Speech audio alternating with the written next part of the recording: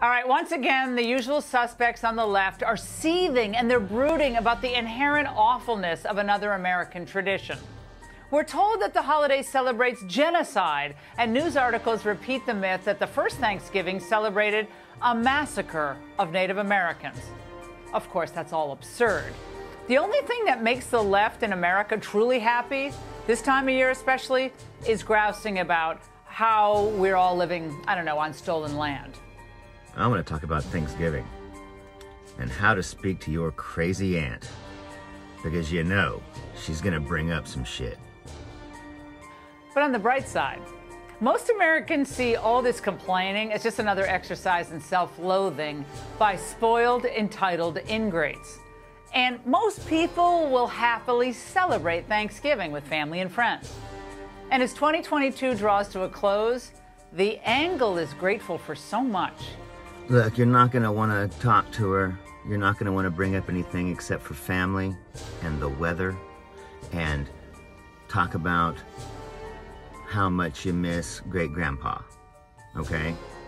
There's only one other subject, and that is how splendid the food is. Here are a few of the subjects that are absolutely off limits. The angle is grateful for so much.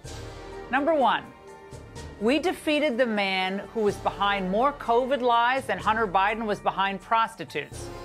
Oh, don't talk about that. Dr. Anthony Fauci, always wrong, but never in doubt. But number two, we're grateful for all those parents who work tirelessly to fight exposing the school boards for being radical cesspools of sexual deviancy and racial hatred. We're not even going to bring that up. Bathroom is still not safe for girls. Porn books are still on the shelf of our school libraries, and parental rights are still being ignored. Cultural Marxists are hard at work to brainwash our children. Where are the strong values? Now, more responsible adults are running for school board positions and refusing to stay silent. That's really great news.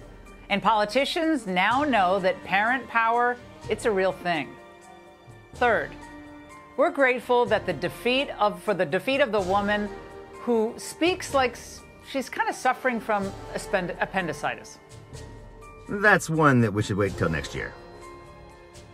We laid out very consistently and I think thoroughly, including in our last hearing where we walked through President Trump's intent at each stage of this effort to overturn the election. Good riddance to the Bush-Cheney years once and for all. Fourth, we're thrilled this Thanksgiving that conservatives led by Ron DeSantis stood up to Disney and other woke corporations when those businesses turned on middle America. No way in hell. Fifth, despite ballot harvesting, early voting, and everything else the Democrats tried to do to game the system, Republicans won the popular vote in House races for the first time since 2016.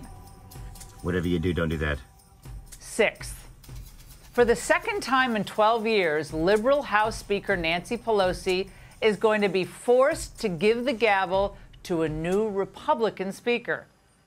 We are not talking about that. Now it's time to talk about the mashed potatoes. Now, we're going to miss her, of course. I can't say otherwise, especially her press conferences and her assorted antics. And as a Catholic, I resent your using the word hate in a sentence that addresses me.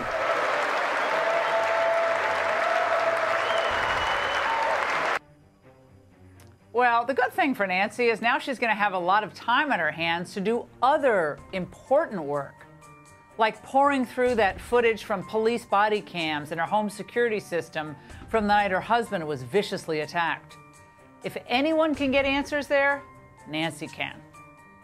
Seventh, we have huge gratitude for the fact that the court finally ended the scourge of Roe versus Wade. That subject is off limits because this bitch is crazy. We can all thank 50 years of hard work on the part of the pro-life community that never gave up on standing for life. This outcome was worth it no matter what the political fallout, period. Eighth, On the thankfulness list, we cannot forget the red state governors who continue to stand as a beacon of sanity and common sense to the rest of America. Please don't do that. Don't go there. As states like Illinois and California, they continue to bleed population and breed crime. Well, Florida, Texas, South Dakota, Tennessee, Mississippi, Georgia, they're doing it right. They led us by opening up during COVID, and they're leading us still. Ninth, thank you to Lee Zeldin's strong run for governor of New York. The GOP flipped 4 seats in the Empire State, with more to come in 2024. You know, she's going to go on and on. Do not bring that up. Oh, my God. I mean, you know what she's going to say. And culturally, on the gratitude scale, there were some bright spots as well, which leads me to number 10. More adults finally see the inherent evil in butchering children's reproductive organs and messing with their hormonal makeup. Oh, my God, just stay away from that subject completely. Whatever you do, don't go there. Alabama, Arizona, they've already have bans in place on gender-affirming care, and that's for kids, and many more plan to follow suit. If we're successful in stopping these, quote, surgeries on children, we're going to hear fewer painful stories. My best advice is to not go there, okay? Talk about the food. If something is brought up that, you know, is obviously on this list, just get out of there, man. And go get yourself a second plate.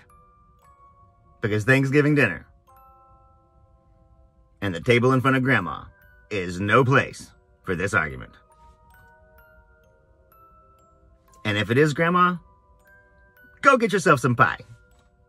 I'm Zachariah, Lone Star Liberal.